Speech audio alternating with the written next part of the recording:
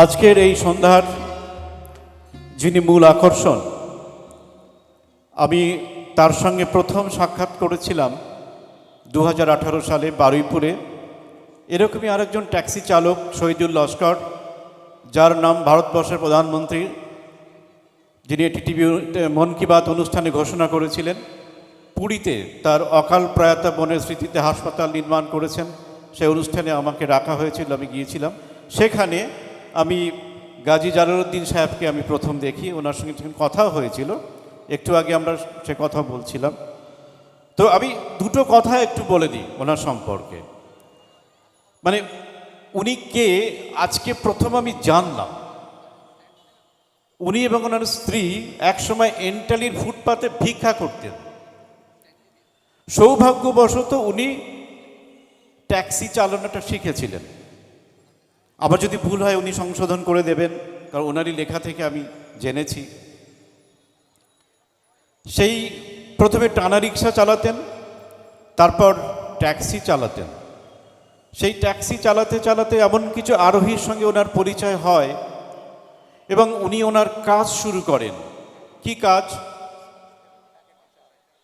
সুন্দরবনের এই মুহূর্তে 3টে স্কুল এবং একটি অনাথ আশ্রম তিনি পরিচালনা করছেন। আরও একটি কথা বলে দিই, অনেক কথাই বলা ছিল, সময় বলা সম্ভব হবে না। 2018 সালে কেবিসি কোন বনেগা করোড়পতি অনুষ্ঠানে অমিতাভ বচ্চন এবং আমির খান যে অনুষ্ঠানে এসেছিলেন, সেখানে ওনারা গিয়েছিলেন। সেই অনুষ্ঠানে ওনার হাতে 50 লক্ষ টাকার একটা চেক তুলে দেওয়া হয়।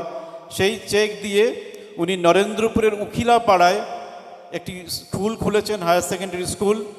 সেই স্কুল উনি চালাচ্ছেন। এবারে আমি চাইব ওনার মুখ থেকেই ওনার নিজের কথা, নিজের অসম্ভব দারিদ্র্যের সঙ্গে লড়াইয়ের কথা, জীবন সংগ্রামের কথা, ওনার স্বপ্নের কথা উনি নিজে মুখে বলুন। আমি মাইক্রোফোন তুলে দিচ্ছি জনাব জালালউদ্দিন গাজী সাহেবের কাছে। আজকের এই উদ্যোগ 25শে বৈশাখ কবি রবীন্দ্রনাথ ঠাকুরের জন্মদিন উপলক্ষে আজকের যে অনুষ্ঠান, এই অনুষ্ঠানে যারা এই অনুষ্ঠানের উদ্যোক্তা বা কর্তৃপক্ষ, তাদের প্রথমে ধন্যবাদ।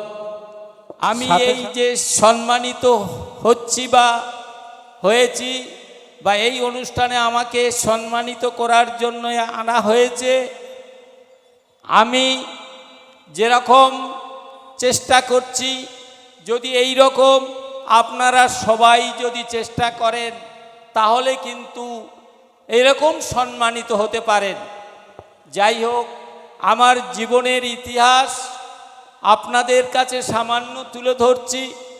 আমার জীবনের ইতিহাস, যখন 7 বছর বয়স, ক্লাস 2তে ফার্স্ট হয়ে ক্লাস 3তে আসব, সেই সময় আমার বাবা মা আর বই কিনে দিতে পারেনি, তাই আমার পড়া শেষ হয়ে যায়।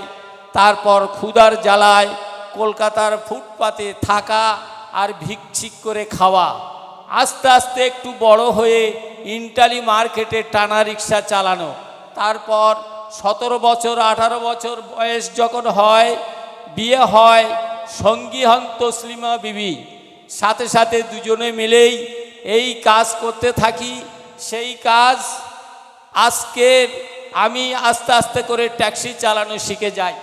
ট্যাক্সি চালানোর পর মনে হলো আমার যেরকম শিক্ষায় ইচ্ছা থাকা সত্ত্বেও হয়নি, তাহলে আমার মতো বহু গরিব মানুষ, অনাথ বাচ্চারা শিক্ষা থেকে বঞ্চিত হয়ে যায়। তাই আমি চেষ্টা করব এদের যাতে শিক্ষায় শিক্ষিত করে তোলা। প্রথমে আমি যে সমস্ত ট্যাক্সির আরোহী বসেন, তাদের কাছ থেকে সাহায্য চেয়ে সুন্দরবনে 1980 সাল থেকে 1996 সাল পর্যন্ত ওখানে বই কালেক্ট করে বা কালেকশান করে আমি সুন্দরবনে যে সমস্ত গরিব বাচ্চারা বা তারা হয়তো 7-এ পাস করেছে, 8-এ উঠছে, কিন্তু বই নেই, সেই সময় তার পড়া হয়তো শেষ হয়ে যাবে, সেই সব লোকদের আমি সেই সব বাচ্চাদের বই দিতে শুরু করি ট্যাক্সিতে সাহায্য চেয়ে। এই করতে করতে সুন্দরবনে ওখানে অনেক প্রচার হয়ে যায় যে এখানে গেলে বই পাবো, যার কাছে বই নেই সেই চলে আসে আমার কাছে, আর আমি ট্যাক্সি থেকে সমস্ত প্যাসেঞ্জারের কাছে সাহায্য করে বইগুলো দিতে শুরু করি। সেই বই দেওয়ার পরে তারা অনেকে মাধ্যমিক, উচ্চ মাধ্যমিক, বিএ, এমএ বা অনেক ডাক্তার বা অনেক এমনি কক ডাক্তার, তারাও অনেকে পাশ করে তারা জীবিকা নির্বাহ করছে। সাথে সাথে চেষ্টা করি আরও কিছু দেওয়া। তারপরে প্রথমে ড্রাইভিং শিখে আমি একটা ড্রাইভিং সমিতি করেছিলাম। সেই ড্রাইভিং সমিতির কাজ কিছু গরিব বাচ্চাদের, কিছু বেকার যুবকদের ড্রাইভিং শিক্ষার মাধ্যমে বেকারত্ব দূর করা। সেই ড্রাইভিং শেখার মাধ্যমে তাদের প্রথমে আমি 10 জন ছাত্রছাত্রী, 10 জন বেকার যুবকদের ড্রাইভিং সমিতির মেম্বার করলাম। তাদেরকে বললাম তোমাদের বিনা পয়সায় ড্রাইভিং শিখিয়ে দেবো আর লাইসেন্স করে দেবো এবং চাকরি ধরিয়ে দেবো, কিন্তু তোমাদের দুটো ওয়াদা করতে হবে। সে দুটো ওয়াদা কি? 1 নম্বর মাসে 5 টাকা চাঁদা দেবে, আর 2 নম্বর এক একজনকে 2 জন করে ড্রাইভিং শেখাতে হবে। এই দুটো ওয়াদা। সেই 5 টাকা নিয়ে কাজ হবে কি? কিছু গরিব অনাথ বাচ্চাদের বই, খাতা কলম ইত্যাদি তাদের সাহায্য করা। আর ড্রাইভিং শিক্ষার মাধ্যমে প্রথমে 10 জনকে করলাম, তখন তাদেরকে বললাম তোমরা এক একজন 2 জন করে শেখাতে হবে।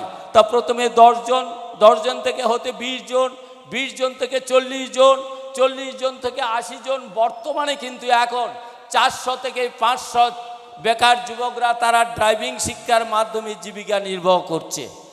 এই কাজ করতে করতে চেষ্টা করি যে আমি একটা স্কুল করব গরিব অনাথ বাচ্চাদের শিক্ষার জন্য।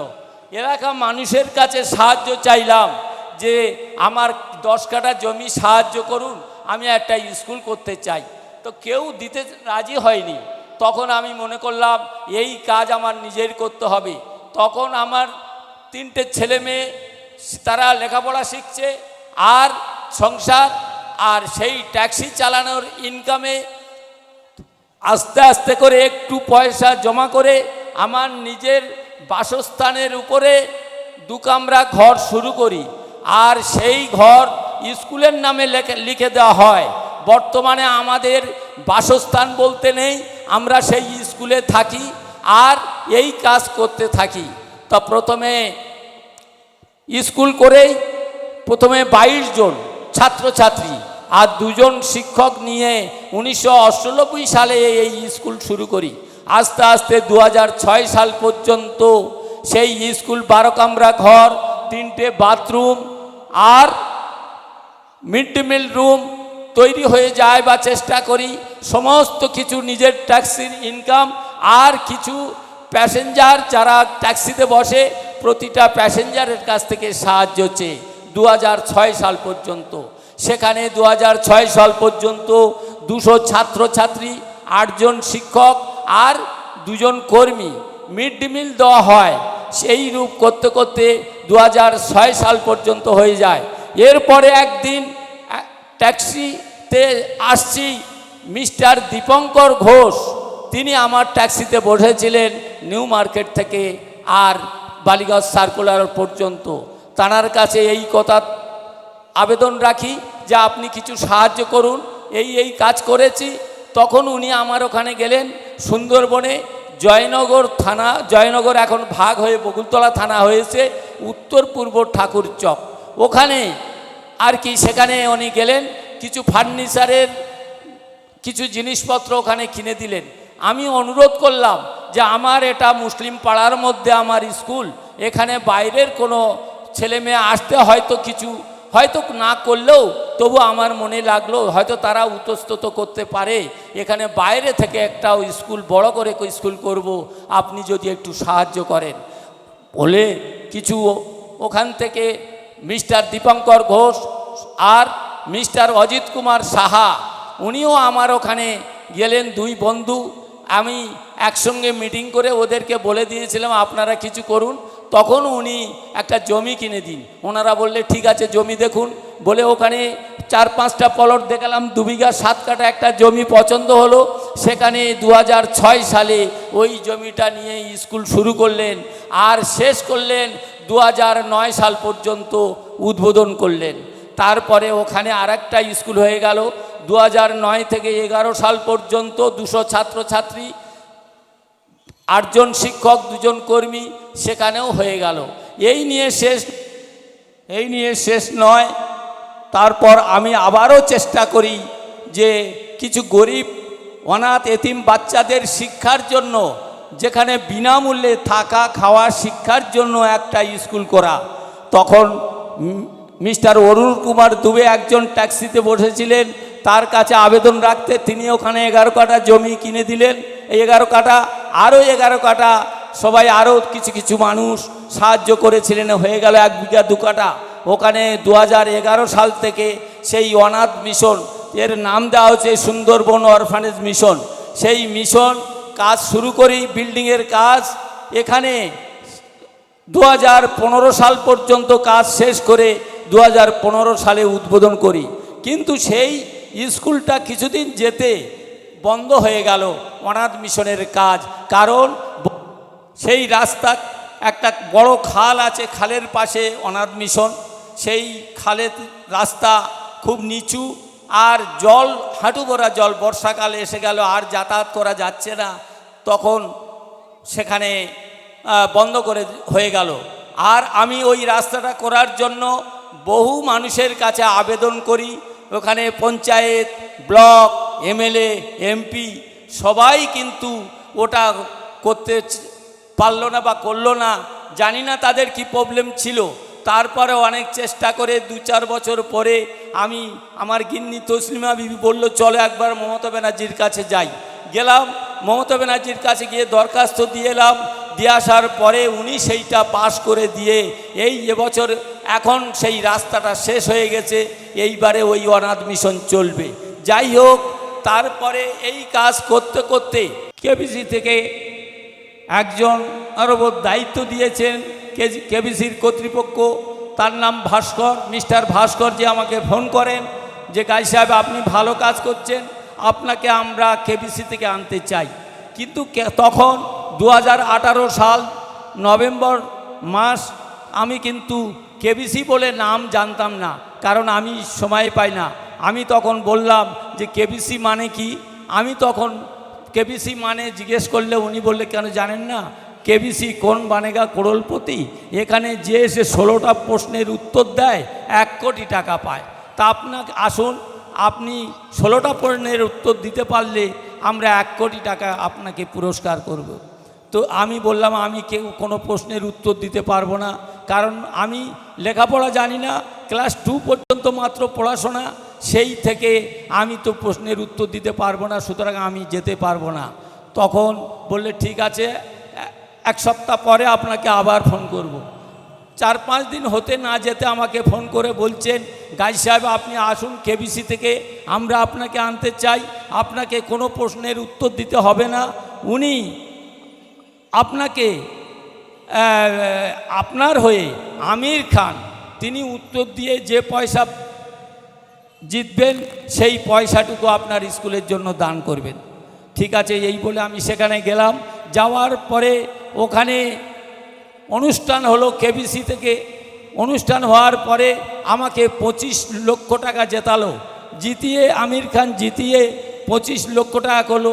সেখানে 25 লক্ষ টাকা ট্যাক্স কেটে 17.5 লক্ষ টাকা।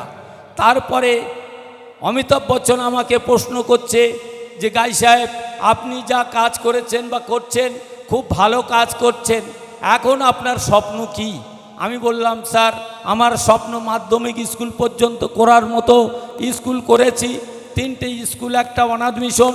এখন আমার উচ্চ মাধ্যমিক স্কুল করে, যেখানে উচ্চ মাধ্যমিক পাস করে ছেলেমেয়েরা যে কোনো নার্সিং, ভোকেশনাল ট্রেনিং বা ইত্যাদি ইত্যাদি শিক্ষায় শিক্ষিত হয়ে তারা চাকরি করতে পারবে, এটাই আমার স্বপ্ন, উচ্চ মাধ্যমিক স্কুল করা। তখন বললেন খুব ভালো প্রস্তাব, আমি আমার মতো করে সাহায্য করব। আর দুনিয়াবাসীকে বলছি আপনারা সবাই গাজী সাহেবকে কিছু কিছু সাহায্য করুন। তো ওনারা প্রথমে আমির খান 11 লাখ টাকা দান করলেন, আর অমিতাভ বচ্চন 21 লাখ টাকা দান করলেন। সেই টাকাটা নিয়ে এখান থেকে বেশি দূর নয়, এই নরেন্দ্রপুর উখিলা মাঝের পাড়া, নরেন্দ্রপুর, কলকাতা 103, ওখানে 6 কাঠা জমি কিনে বিল্ডিংয়ের কাজ চলছে এবং ওখানে স্কুলের কাজ, বিল্ডিংয়ের কাজ চলছে এবং স্কুল চালু করা হয়েছে, ওখানে স্কুলও চলছে, বাচ্চাদের স্কুল এখন।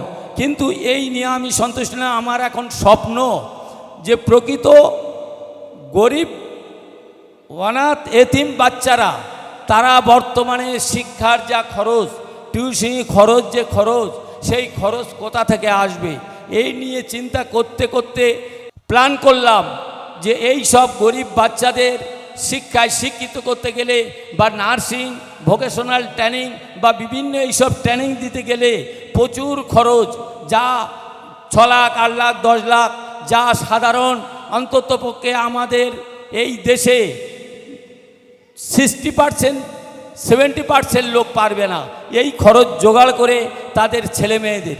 বড় জোর উচ্চ মাধ্যমিক পর্যন্ত পড়াতে পারবে, তার বেশি আর তারা যেতে পারবে না। তাই আমি পরিকল্পনা নিলাম যে এই সব গরিব বাচ্চারা, যারা একটু মেধা থাকবে, যারা খুব গরিব, তাদেরকে উচ্চ মাধ্যমিক পাস করিয়ে নার্সিংয়ে দেবো 7 লাখ, 8 লাখ, হোটেল ম্যানেজমেন্টে দেবো 8 লাখ, 10 লাখ। এই যে খরচটা, টাকাটা আসবে কোথা থেকে? তাই আমার পরিকল্পনা নিয়েছি যে প্রত্যেক মানুষ যদি পাশে 10 টাকা 20 টাকা করে মাসে মাসে দান করেন, তাহলে এখানে তাদেরকে শিক্ষায় শিক্ষিত করে এই সব ট্রেনিং দিয়ে তাদের একটা জায়গায় প্রতিষ্ঠিত করা সম্ভব হবে। এই চেষ্টা নিয়ে সেই চেষ্টায় করে যাচ্ছি। তাই সবার কাছে আমার আবেদন, বেশি সবাই করবেন না, যতটা পারেন মাসে 10 টাকা 20 টাকা করে অন্তত দান করার জন্য অনুরোধ রেখে আমি আমার এই বক্তব্য শেষ করছি। আপনাদের সবাইকে আবার ধন্যবাদ জানিয়ে শেষ করছি। ধন্যবাদ।